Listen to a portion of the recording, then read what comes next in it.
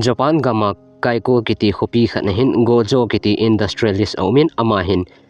mi zowa hlep chuting le mi suhminset chuleh extortion charges akipoh hin hinlah witness umlou zin court in thepmo achan theipoi heche hin police commissioner pu in Gojo koma kanun ke hat bahut lambe he charan singh atile Gojo in hinle don put kinin don का इंतजार तो 11 मुल्कों की पुलिस कर रहा है, लेकिन सोनिया एक बात समझ लो, डॉन को पकड़ना मुश्किल ही नहीं नामुमकिन है अति पे इन प्रेस कॉन्फ्रेंस आ चेताई गोजो इन प्रेस कॉन्फ्रेंस अहिन गोजो इंडस्ट्रियलिस्ट चेयरमैन अकोन अकी रिजाइन चेयरमैन अकोन पॉलिटिक न जो अलूट दिंगिन अकी सेताई मोदी इन असे बंगचुन सबका साथ सबका विश्वास इसी श्रद्धा के साथ हम सब जुड़ चुके हैं अति बंगचुन अमा हिन जोंग कितेप न नेताई Bem-Tv video hin thusim ngai jo sile family ho na bonon chibai ka hin bole kim kiti Korean mafia dinga na tong khat Gojo dinga jong na tong hin chuting le ama he mi thana pang a he sakurada gang kiti mi jo se athat so ke in he cha a boss pa jong cho athan in boss pu khut chu atanin abongin akichai mangtai police hon a hin khol khol lew sakurada gang ho office a jong boina ana umin a hedo ovin a he office room almera jong akivoke in sakurada genga boss pu khut kitan loji chu a hile hecha almera he akivohonga hin hichu boss pu tham impression abo ki honga he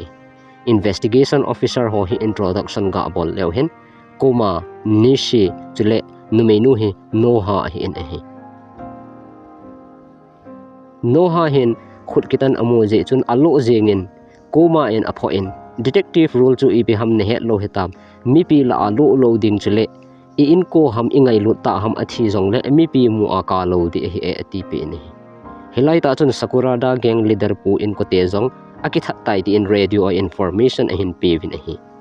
sakurada gang a member chule a in ko so pi koima a hing a tapoi alang khana kim to Gojo hi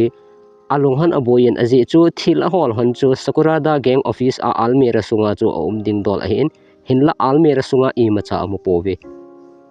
hecha hi eki ho na hona hi kim dinga boss chu Gojo hi pon Korean nupi khat omen ama hi madam ti in bo akoji in hi madam nu jong hi achapa thi je a tu la hi alungel akisu thei poeti Gojo to ki tham ding in police commissioner pu in jong team khat hoiten asemin nishi koma noha ahivin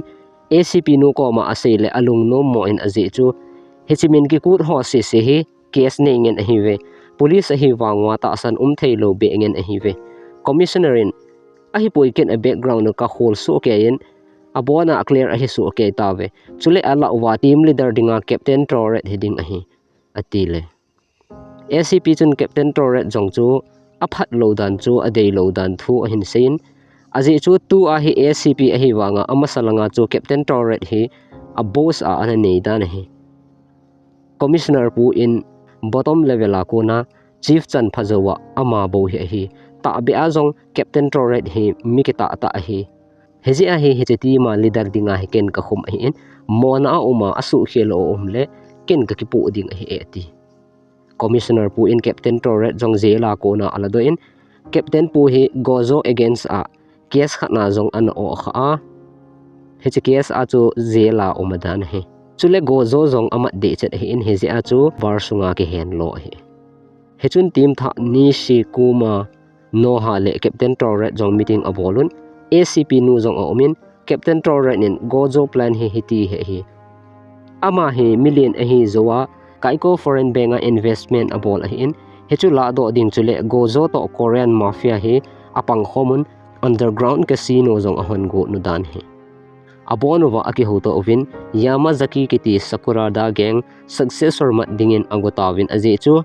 kitha to kimat to thisan so hi ama hente eti u hin hechun achevin Yamazaki office rate abolwin Yamazaki wang amupovin a gang member ho tampi amovin zeb ati chan aje movin hi tan murata kiti khat amanungwin a henun thu adong tawin a hile jingka langa bojun thu hin seipanin kabos bu Yamazaki in koima thatpoi hicheti san ki sona lobong ban bong hi kim khuna kon hi etin aseitai tai kyun kiti khat ki thatna hi chunga chu case ki bol khoma nang zo zela na ki koi he ati tai kyun he koi dang hi pon Korean mafia kim madam kiti nu chapa chu hi hejun captain TAURED in murata zong chu atha sa tan avela captain TAURED in officer ho chu Yamazaki office a asol kinin aga wholesale sa in ahi wangen avela chewang chin imacha amudi powin hi athumuwa ahung ki le do langwa chun no ha chun mi khat amu in azui thli tawin hechia a he do che hi le killer khat ahin ki sel le le a azozon a amu do wa amu do phan wa zam do ko hi ama ho chun azui pe pe un building lin ta khat chan azui win killer pu wang chu akiselin amu ta powe captain bu contact a bol lew a ho do thei powin azi chu hechilai muna hi network jammer ki sutu da na hi captain pu injong a ho ho le a namuna anung langa ko ni mi khat ahung lu tai langkhana no ha te ho thum jong chu ami del pau chu a hall velwin a khon na in gang member izat ham asudo masawin captain pu order masangin meithala gang member ho chu akap li tawin hi hinlah ala wa chu chemchamang them khat awmin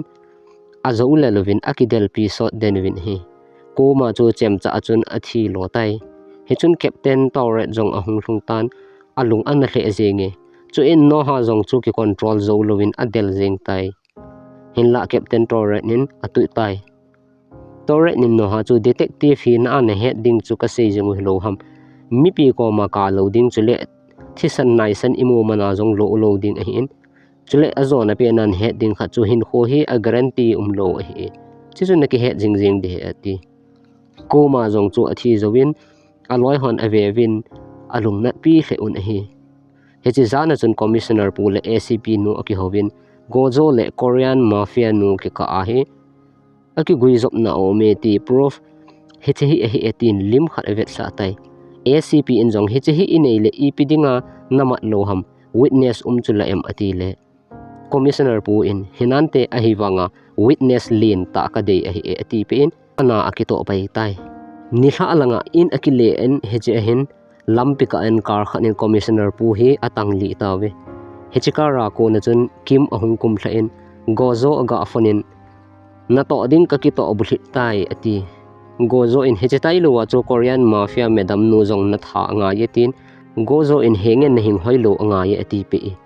azinga captain TAURED jong Korean mafia madam nu aga kimuto pi in alung na hle a hi azi chu achapa case a he captain TAURED hi zela ana umje achu ama he agin mo hi meithal alado in meithal ki kap git bo akiza in a hi captain pu pot do zo chun kim ahung lo nin a boss madam nu chu athat go in hinlah madam nu jong chu azamin a bodyguard pu ki thopi na in azam do in aman khatapoi mafia nu jong chu captain TAURED nin a sei chu adi e ama he case a o hi wangin ama tha a he poi ati che hin captain TAURED ahonga chu lekha khat api in hi chu achapa in anu dinga asut hi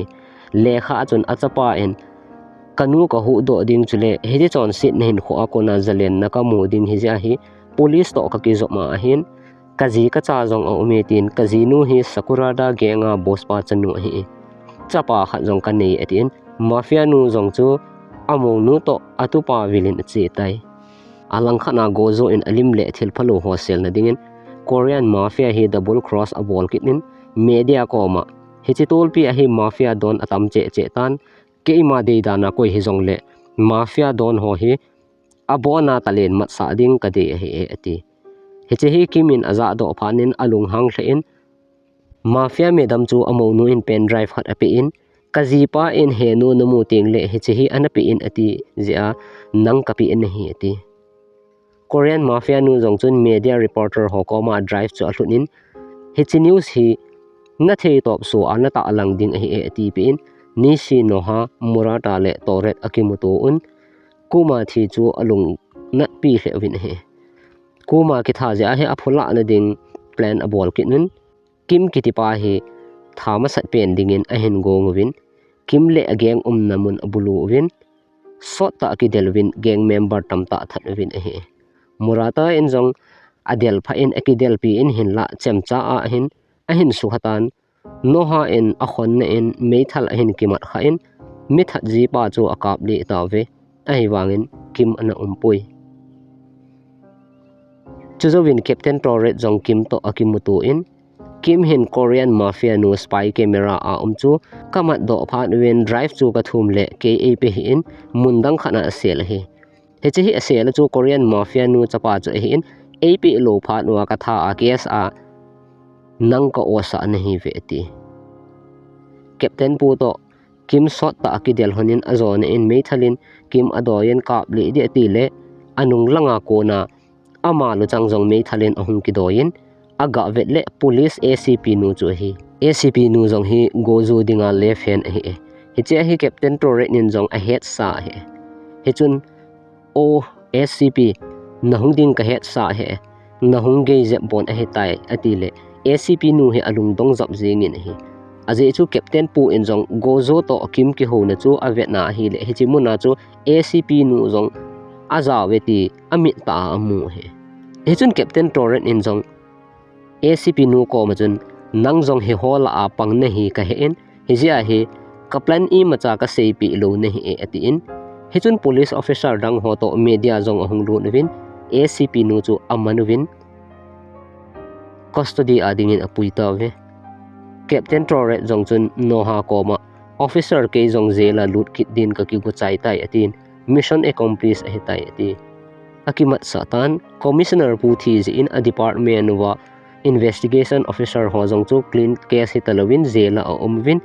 ni izat hamzawin no ha to ni si jong Captain pu to ki muto din achi hanin sir namedel ho hi tu a kona ko iman atham thelo ding hi tai aje chu ke ni ta be in kala do hana